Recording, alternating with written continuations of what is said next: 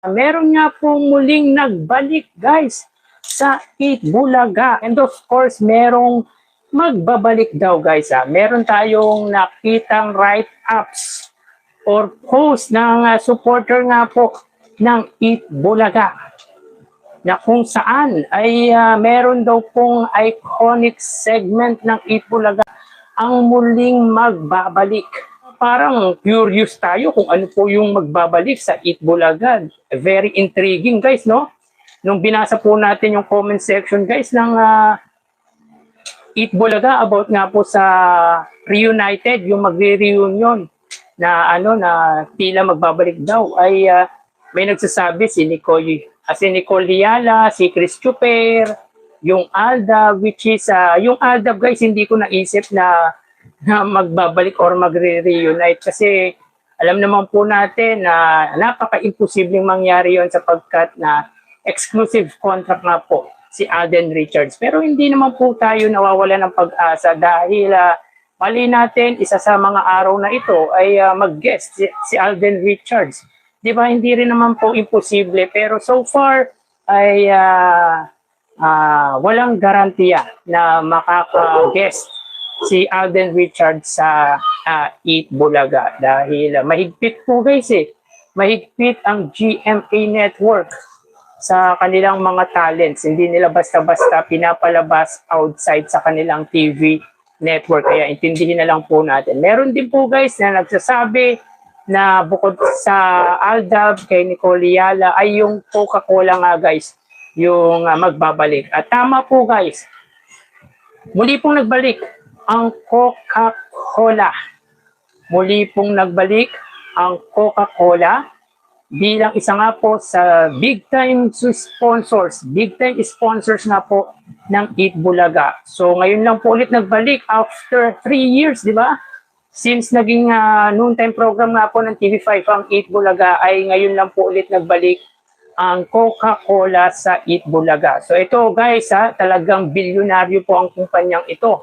Masasabi po natin billionaire na sponsor ng ang Coca-Cola para sa Eat Bulaga. At ito guys, sabihin natin mula po nang magsimula ang sugod bahay ay talagang nakasama nga po ng Eat Bulaga ang Coca-Cola kasama ang Pure Gold. Yan yung mga magkakasamang sponsor ng Eat Bulaga nung time na nag-start nga po ang sugod bahay sa GMA Networks. At ngayon po guys, muli na naman po silang nag-reunite ng Eat Bulaga, na sugod bahay, and of course, ng Coca-Cola. It was nice to be back para sa Coca-Cola guys dahil na-miss po talaga yan ng mga legit dabarkads. At syempre, ang layunin din naman po ng Coca-Cola ay tumulong.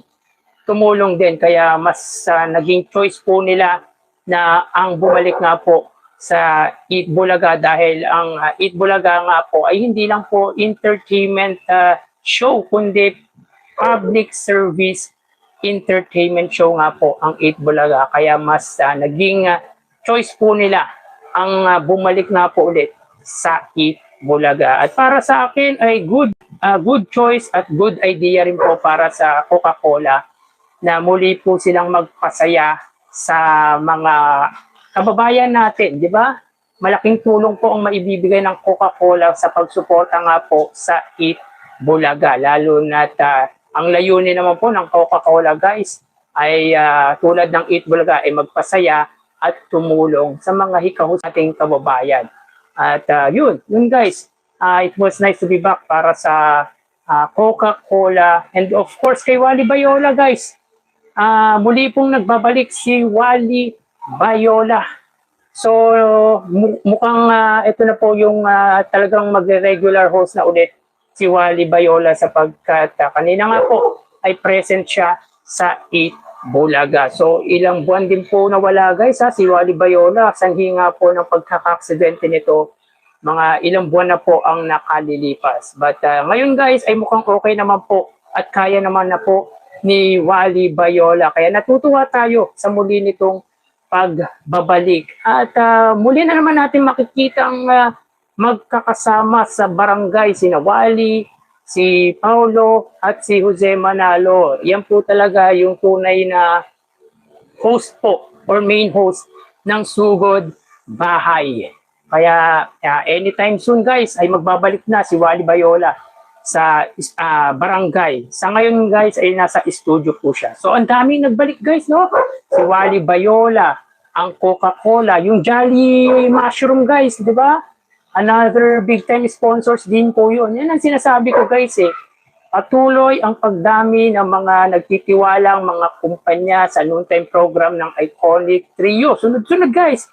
'Di ba? After nang mawala nga po ang Oro, dumating yung Jolly Mushroom at ngayon nga po ay ang Coca-Cola. So, when it comes guys sa good reputation at magandang advocate, when it comes sa mga programa, Eat Bulaga po talaga ang pupunta at pupuntahan ng mga malalaking kumpanya dahil tiwala po sila sa advocate na ginagawa nga po ng Eat Bulaga ang tumulong at magpasaya sa mga kababayan natin. So, nakakatuwa at malaki ang maibibigay ng Coca-Cola tulong. Diba? Malaki ang maibibigay nila. But yun, punta tayo guys sa ating main topic. So, may nakita nga po tayong post ng isang Eat Bulaga supporter na kung saan ay mukhang magbabalik po ang The Clones. Season 2 daw guys, Season 2. So ayon kay Frederick Bantilo Grabador na meron pong 166,000 followers. So paki-follow po si Sir Frederick Bantilo Grabador. Ayon po dito ay Season 2, The Clones soon. Eat Bulaga TV5. So guys, ito po ay wala pa pong garantiya. Hindi pa po ito guarantee kung magbabalik po ang The Clones na minahal nga po ng nakararami. Dito nga po nakilala si Ruel Carino. At tulad ng sinabi po natin, may susunod na po ba sa yapak o sa trono ni Ruel Carino? Guys, bakit ko nasabing si Ruel Carino ang muka or nagre-represent sa The Clones? Kasi guys, para sa akin, si Ruel Carino ang pinakamahusay na galing po sa The Clones. Yun po ay para sa aking palagay lamang po. Marami pong magagaling na The Clones. Even si Jean Jordan guys ay magaling nga po. Yung Grand Champion ay magaling nga po. Pero para sa akin, si Ruel Carino ang nagre-represent talaga ng The Clone.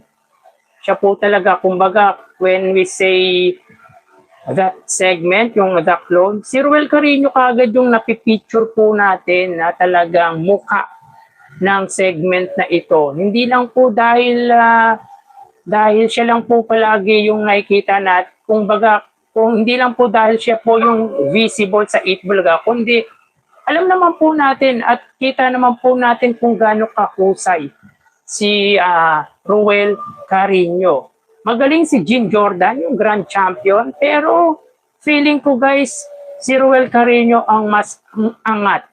Dahil sa palagay ko, any genre ay kayang kantahin ni Ruel Carino. Parang feeling ko lahat ng kanta ay babagay kay Ruel Carino. Si Jean Jordan mahusay, yes, mahusay siya, pero hindi ko nakikita na lahat ng kanta ay pwedeng bumagay kay Jean Jordan. Sabihin natin siya yung Grand Champion ng The Clones, pero si Ruel Carino talaga yung nakikita natin na talagang mukha ng The Clones. Talagang mahusay, sobrang husay. Sobrang husay, very humble. Tulad na lang sinabi ko sa inyo guys si Ruel Carino nakikipag-banding yan sa mga fandom niya. Di ba nakakatuwa guys, nakakatuwa na makita na nakikipag-banding, nakikipagsalamuha siya sa mga organization na sumusuporta sa kanya. Bihira lang yung guys may iba nga dyan guys na artist. Di ba may ibang artist nga dyan guys Oo, sabihin natin na support sila sa masaya sila na may fandom, pero hindi tulad ni Ruel Carino guys. na marunong makisama sa mga fandom na meron siya. 'Di ba? Talagang nakikipag-bonding siya, talagang present siya kung nasaan yung mga ito. Kaya maraming natutuwa kay Ruel Carreño dahil bukod sa husay nito ay talagang marunong siyang makisama, very humble, stay grounded po talaga si Ruel Carreño. Kaya yun nga po guys, if babalik nga po ang The Clone Season 2, ang katanungan nga po natin ay meron na bang papalit sa trono ni Ruel Carreño? Pero para sa akin ay wala naman pong pwedeng pumalit sa trono ni Ruel Carreño. Ang pagbabalik guys, if ever man ng The Clones ay isang bagay na patunay na hindi po binigo ng Eat Bulaga yung kahilingan ng mga viewers na very supportive nga po sa nasabing segment dahil marami nga pong nakilalang new talent ang galing po sa The Clones. Tatangkilikin ba ulit ang The Clones if ever na bumalik nga po ito sa Eat Bulaga? I guess possible na tatangkilikin po talaga ang The Clones if ever man po na bumalik ito. Marami po ang nag-aabang sa segment na yan. Marami po ang nag-aabang po dyan. Unang-una ay muli po tayong makakita ng new talent. Diba? Hindi lang po kasi basta magaling ka kumante sa The Clone. Ang isa po sa pinaka-criteria po nito, hindi lang po husay sa pagkanta, kundi kailangan kaboses mo talaga yung ginagaya mong artist, di ba? Yung ginagaya mong singer. Kahit pa sabihin natin hindi ka ganun kasing galing kumanta kung kaboses mo naman si ano. 'Di ba? Tulad nga po yung Fernando po Jr., 'di ba? Hindi naman siya ganun ka-talent pero pag pinakinggan mo yung boses niya, Fernando po Jr., parang ma-appreciate mo, 'di ba? Yung The Clone kasi guys, hindi lang talaga sa husay ng galing mo sa pagkanta, kundi kailangan talagang kaboses mo yung ginagaya mong artist, di ba?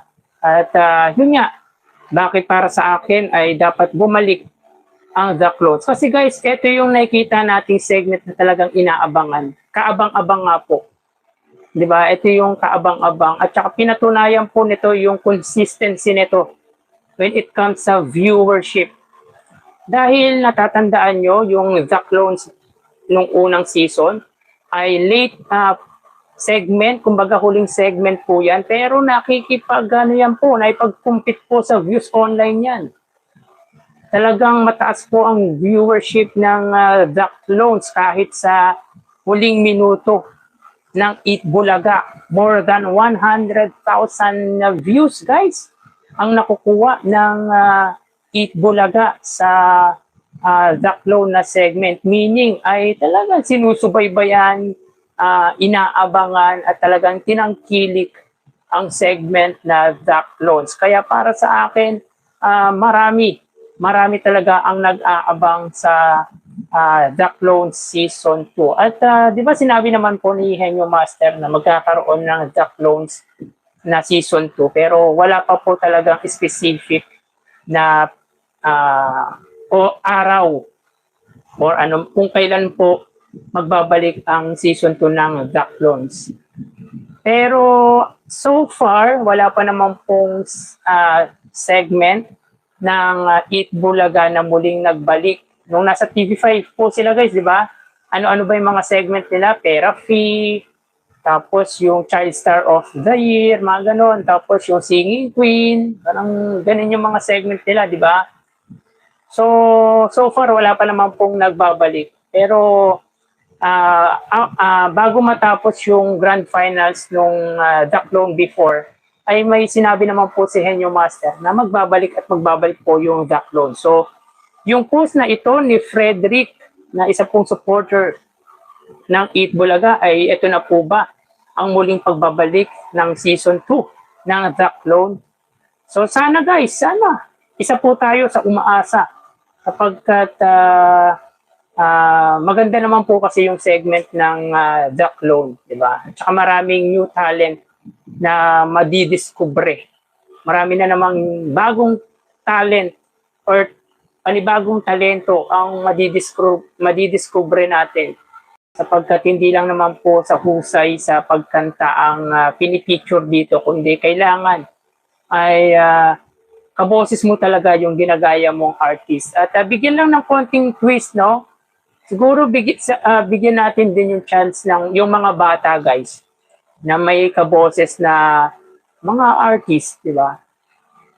Kaya yun yung maganda, guys. Lagyan ng konting twist yung season 2 ng The Clones. Pero again, ito po ay wala pa pong garantiya. Hindi pa po guarantee to. Kumbaga, post po ito ng isang followers ng Eat Bulaga. Sa akin kasi guys, kahit ang The Clones po yung one of the iconic segments ng Eat Bulaga, ay hindi pa rin po natin magagarantiya kung makakabalik nga po ito. Unless kung maglalabas nga po ng statement or magbibigay ng hint ang Eat Bulaga ukol dito. Tulad ng ginawa nga po nila sa Coke, di ba? Nagbigay sila ng hint na which is very intriguing. Talagang pinag-usapan, guys, eh. Di ba? Kaya, yun. Sana bumalik yung segment na The Clones dahil isa nga po ito sa kaabang-abang na segment ng Eat Bulaga. At pinatunayan naman po talaga ng The Clones segment na marami nga po ang viewers na nanonood po sa kanila.